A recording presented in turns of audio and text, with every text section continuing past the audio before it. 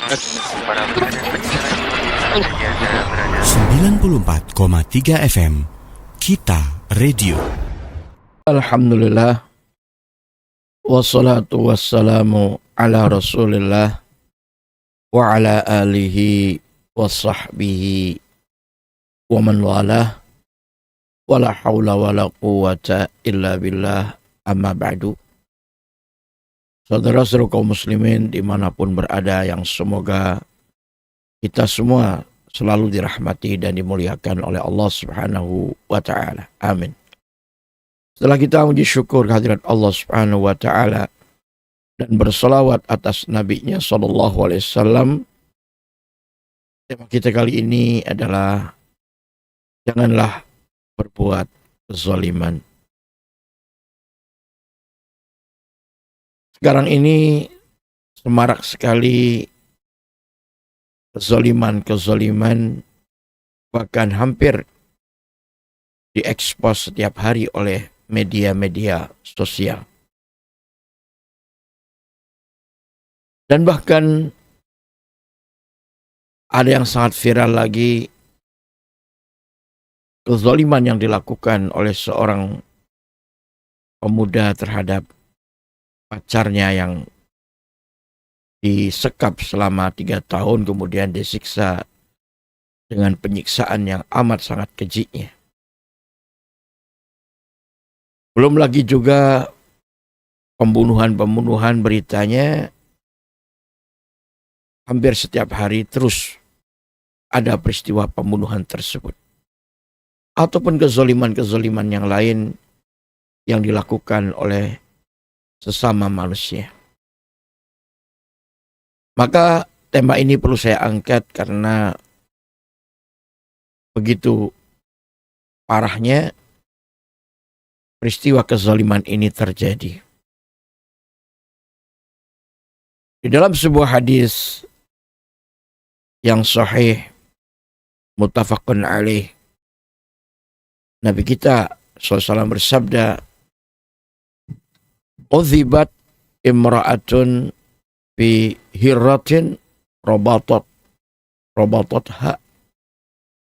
di mana ada seorang wanita yang diazab dalam neraka oleh Allah Subhanahu wa ta'ala hanya karena dia mengikat seekor kucing, tidak mau melepasnya, tidak mau memberi makan kepadanya, sampai kucing itu mati.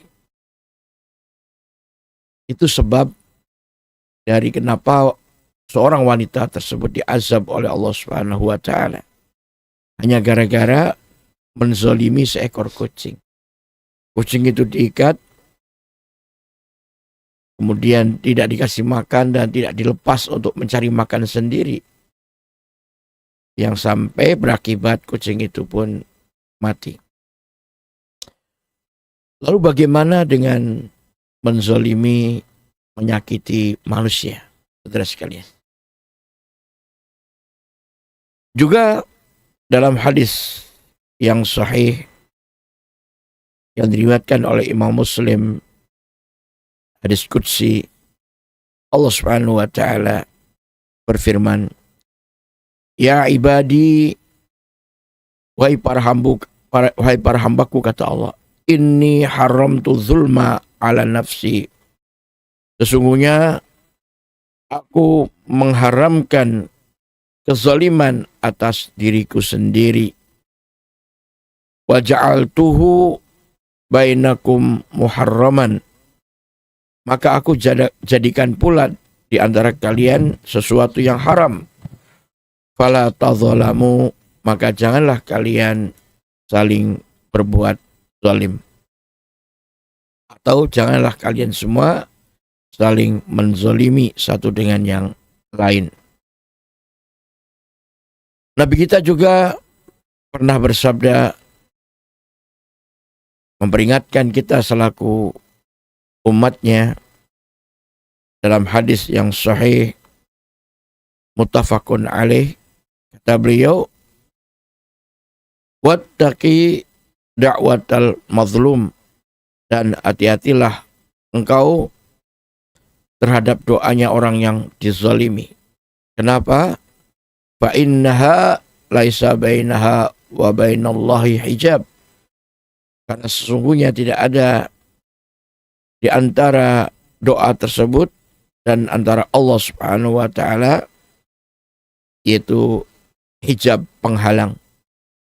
Artinya doanya orang yang dizalimi manakala dia berdoa kepada Allah tentu mendoakan keburukan kepada pelaku kezaliman, maka sudah pasti akan dikabulkan oleh Allah Subhanahu wa taala secara langsung. Nah, ini bahayanya manakala kita menyakiti atau menzalimi seseorang. Baik menzalimi, menyakiti secara perkataan ataupun secara perbuatan dan tindakan. Ini yang diingatkan oleh Nabi kita SAW agar kita berhati-hati. Jangan sampai tega menzalimi siapapun. Baik itu menzalimi tetangga kita sendiri, menzalimi saudara kita sendiri, apalagi menzalimi orang tua kita sendiri, ataupun pasangan hidup kita sendiri, dan siapapun yang melakukan kezaliman, maka sudah pasti akan dibalas oleh Allah Subhanahu wa taala kezaliman tersebut. Al jaza'u min jinsil amal. Balasan itu tergantung daripada perbuatan. Orang yang berbuat zalim pasti akan dibalas dengan azab dan siksaan. Dan orang yang berbuat kebaikan pasti akan dibalas dengan kebaikan pula. Maka dari itu, saudara sekalian, Nabi kita pun berpesan-pesan kepada kita di dalam hadis yang sahih riwayat Imam Bukhari, kata beliau, unsur akhaka zaliman au mazluman. Tolonglah saudaramu itu baik yang menzalimi ataupun yang dizalimi. Tentu para sahabat pun bertanya kepada Rasulullah SAW berkenaan dengan menolong saudaranya yang zalim. Bagaimana cara menolongnya? Adapun orang yang dizalimi tentu mereka faham untuk cara menolongnya. Lalu bagaimana cara menolong orang yang menzalimi, yang berbuat zalim? Maka kata Nabi SAW, itu kita berusaha untuk mencegahnya. Jangan sampai dia melakukan kezaliman tersebut. Nah, itu caranya. Terus sekalian, sampai-sampai pun Allah Subhanahu wa taala menegaskan di dalam firman-Nya di surat Yunus ayat yang ke-44, kata Allah, innallaha la yadzlimun nasa syai'a. Sesungguhnya Allah itu tidak menzalimi manusia sedikit pun. Walakinnan nasa anfusahum yadzlimun. Akan tetapi manusialah sendiri terhadap diri mereka sendiri menzalimi.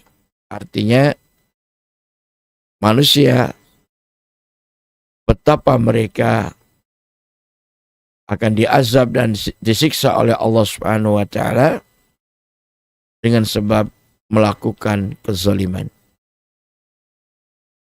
Allah Subhanahu wa taala tidak akan menzalimi hambanya sedikit pun, sekecil apapun, dan akan tetapi manusialah, kata Allah, yang mereka tega menzalimi diri mereka sendiri. Artinya mereka tega diazab di dalam api neraka oleh Allah Subhanahu wa taala karena ulah dan tindakan mereka sendiri melakukan kezaliman. Jangan salahkan siapa-siapa, salahkanlah diri sendiri. Karena dirilahnya yang melakukan kezaliman, maka dia pun akan merasakan balasan dari kezaliman tersebut berupa azab dan siksa Allah Subhanahu wa taala di dalam neraka. naudzubillah min dzalik, tsumma naudzubillah min dzalik. Maka dari itu sekalian, hendaklah kita ini berbuat baik kepada Allah, berhablum minallah, dengan ketaatan menjalankan syariatnya dan ibadah kepadanya. Dan pula kita hendaklah berhablum minannas, hubungan baik dengan sesama manusia. Dan kita berusaha untuk terus memberikan kebaikan-kebaikan dan apa yang sekiranya maslahat untuk umat. Nabi kita mengatakan bahwasanya khairun nasi anfa'uhum linnas. Sebaik-baik manusia adalah orang yang paling banyak memberi manfaat kepada orang lain. Itulah yang semestinya kita lakukan, bukan malah menzolimi, menyakiti atau merugikan orang lain. Semoga kita istiqamah di jalan yang Allah ridai dan Allah cintai. Amin ya rabbal alamin. Demikian wallahu taala alam. Wa sallallahu ala Muhammadin wa ala alihi wa sahbihi ajma'in.